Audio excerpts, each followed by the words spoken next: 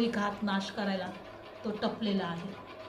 म्हणून प्रभू तो म्हणतो, दावीद राजा तो शत्रूच्या देखत माझ्या पुढे ताट ठेवतो, माझ्या डोक्याला तेल लावतो आणि माझा तेला भरून वाहत आहे.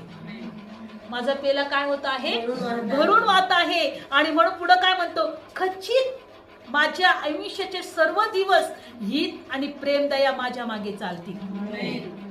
माझ्या मागे काय चालतील? माझ्या आयुष्याचे सर्व दिवस, खचित माझ्या आयुष्याचे सर्व दिवस हित आणि प्रेम दया.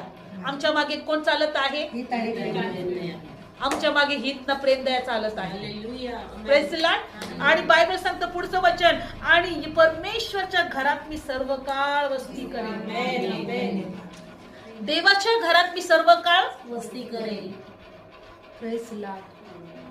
आज आम्हाला रोज म्हणायचे, देवाच्या घरात सर्व काळ मी वस्ती करणार आहे. शत्रूवर तुमच्यावर प्रबळ होऊ देऊ नका. देव आता तुमच्या विरोधात लढाई करायला इथे येणार नाही. तुमच्या मुखाने तुम्हाला लढाई करायची. तुम्हाला माहिती, शत्रू प्रभूच्या मुख श्वासाने तो मरणार आहे, नंतर त्याच्या मुखाच्या श्वासाने मरणार आहे.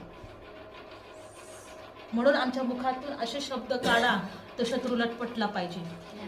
आमचे शब्दच त्याच्या विरोधात ढाल बनतील. आमचे शब्दच त्याच्या विरोधात त्याला खाली पाडतील. म्हणून बायबल सांगतं, संकटाच्या समयी तू मला सुरक्षित ठेवशील. काढून ते वचन 27 अध्याय, स्तोत्र संहिता 27 अध्याय, स्तोत्र संहिता 27 अध्याय 5वं वचन.